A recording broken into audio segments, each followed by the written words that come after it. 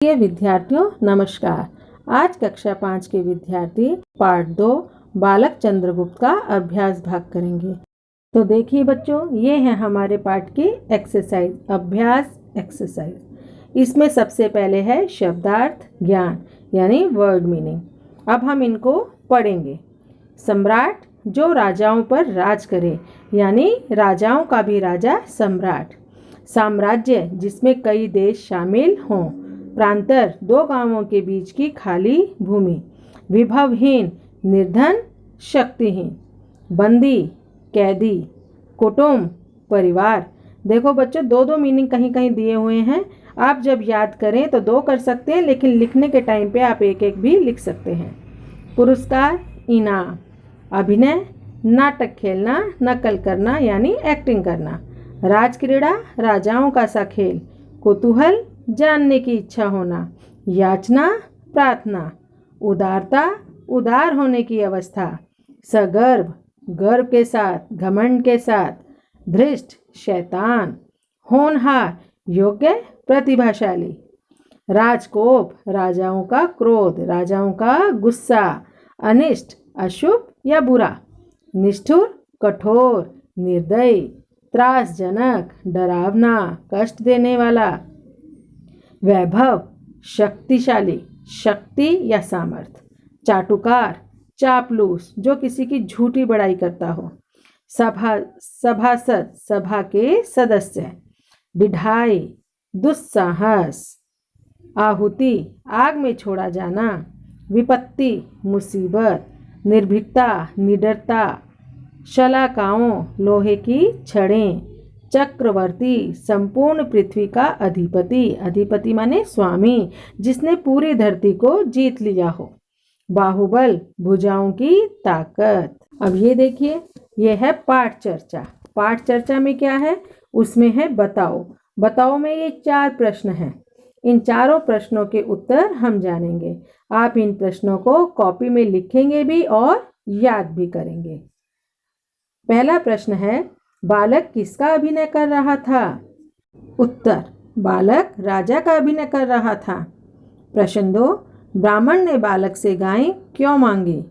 उत्तर, ब्राह्मण ने बालक से गायें दूध पीने के लिए मांगी। प्रश्न 3, बालक के पिता कौन थे, वे कहाँ थे? उत्तर, बालक के पिता मौर्य सेनापति थे, वे राजा महापद्मनंद की कैद में थे। प्रश्न 4, बालक की मां ने ब्राह्मण के सामने हाथ क्यों जोड़े? उत्तर, बालक की मां ने अपने बेटे की धृष्टता की माफ़ी मांगने के लिए ब्राह्मण के सामने हाथ जोड़े। अब बारी है, देखिए आगे है पाठांश। पाठांश का मतलब होता है पाठ का हिस्सा, पाठ का अंश। ये एक गद्यांश है, पैराग्राफ है। ये अपने ही पाठ में से है जो हमने पढ़ा है। आपको क्या करना है, इस पैराग्राफ को पढ़ना है और ये जो प्रश्न दिए गए हैं, इन प्रश्नों को पढ़कर उत्तर इसमें लिखने हैं। ये बहुत ही आसान काम है और आप आसानी से कर लेंगे। तो ये आपका होमवर्क है, आपको इसे स्वयं करना है। अब बारी है अधिकतम प्रश्नों के उत्तर की। अधिकतम शब्दों में प्रश्न 1 है, बालक क्या कर रहा था?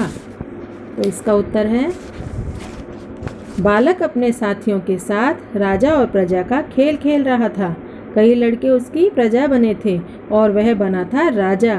वह कभी किसी को घोड़ा व कभी किसी को हाथी बनाकर उन पर चढ़ता और दंड तथा पुरस्कार देने का राजकीय अभिनय करता। प्रश्न 2, ब्राह्मण ने बालक को राजकुल भेजने का आग्रह क्यों किया? उत्तर है, ब्राह्मण ने बालक की राजक्रीड़ा बड़े ध्यान से देखी। उन्होंने पाया कि बालक बड़ा ही बुद्धिमान, निडर व होनहार है।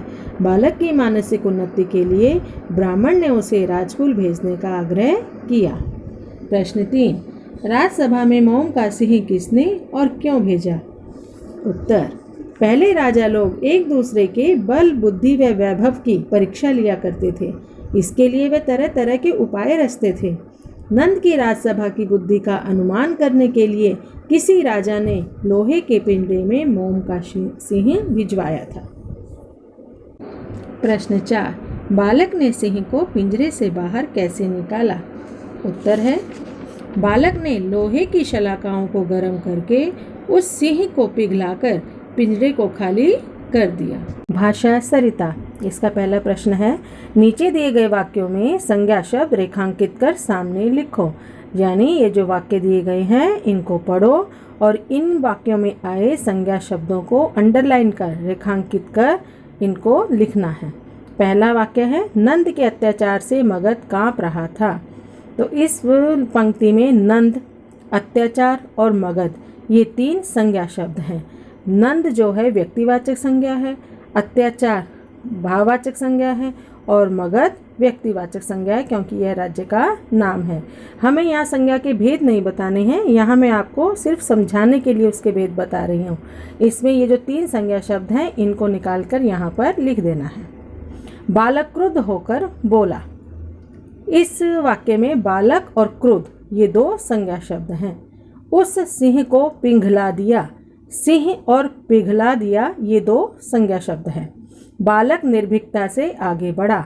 बालक जातिवाचक संज्ञा और निर्भीकता भाववाचक संज्ञा। अपने बाहुबल से सिकंदर को भगा दिया। बाहुबल भाववाचक और सिकंदर व्यक्तिवाचक संज्ञा है।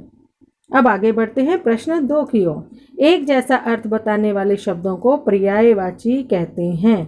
पर्यायवाची जब एक ही शब्द के और भी नाम हो, जैसे पानी को जल, नीर, अम्बु भी कहा जाता है। इस तरह से यहाँ पर ये शब्द दिए गए हैं, ग्रह, राजा, घोड़ा, मूर्ख, अग्नि, आदेश, और यहाँ पर कोष्टक में इनके उत्तर दिए गए हैं। तो आपको इनके उत्तर इसमें से छांट कर लिखने हैं। जैसे गृह को घर और आलय भी कहा जाता है, उसी तरह राजा का अर्थ नृप और नरेश होता है। घोड़ा को तुरंग और अश्व भी बोलते हैं। मूर्ख को बेवकूफ़ और नासमझ। अग्नि का अर्थ पावक और आग होता है। आदेश का अर्थ होता है आज्ञा और हुक्म। अब आगे बढ़ते हैं प्रश्न 3 की ओर। प्रश्न 3 में टवर्ग ट, ठ, ड, ढ, न, ड और ढ इनसे बने शब्द देखो। कष्ट, कठोर, डर, डिढ़ाई, कारण, चमड़ा, पढ़ना। इन वर्णों के प्रयोग वाले 2 शब्द और लिखो। यानी हमें ट, ठ, ड, ढ, न, ड और ढ ऐसे शब्द बनाने हैं जिनमें यह वर्ण भी आते हों। इसमें एक एक शब्द तो ये बना हुआ यहाँ पर है ही, और हमें यहाँ पर दूसरा अपनी ओर से लिखना है। तो बच्चों प्रश्न 3 आप स्वयं करेंगे। यह बहुत आसान है, आप इसे स्वयं करेंगे। अब बढ़ते हैं प्रश्न 4 की ओर, जो है वचन। वचन का अर्थ है संख्या। जिस संज्ञा शब्द से उसके एक या अनेक होने का पता चलता है उसे वचन कहते हैं। एक वचन, बहुवचन। अगर एक चीज़ है तो वो एक वचन कहलाती है और एक से ज़्यादा है यानी अनेक है तो वो बहुवचन कहलाता है। जैसे लड़का, लड़के। रेखांकित शब्दों के वचन लिखो। यहाँ हमें लिखना है कि यह एक वचन है या बहुवचन। जिन शब्दों को अंडरलाइन किया गया है, रेखांकित किया गया है, वह शब्द एक वचन है या बहुवचन, यह आपको सोचना है और यहाँ पर लिखना है। पहला वाक्य है, जितनी इच्छा हो गायें ले लो। अब गायें शब्द एक वचन है या बहुवचन? तो बच्चों यह बहुवचन है। तब तक उसकी माँ वहाँ आ गई। यहाँ पर माँ शब्द जो है वो एक वचन है या बहुवचन? वह एक वचन है। हम लोगों पर राजकोप है। लोगों, यह बहुवचन है। लोहे के पिंजरे में मोम का सिंह था। सिंह, यह एक वचन है। मूर्ख सभासदों को कोई उपाय न सूझा। सभासदों, यह शब्द बहुवचन है। तो इस तरह बच्चों यहाँ पर रेखांकित शब्दों को हमने पहचाना कि यह एक वचन है या बहुवचन है और उसको यहाँ पर आप लोगों को लिखना है। उम्मीद है आज जो भी मैंने आपको समझाया है वह आपको समझ में आ गया होगा।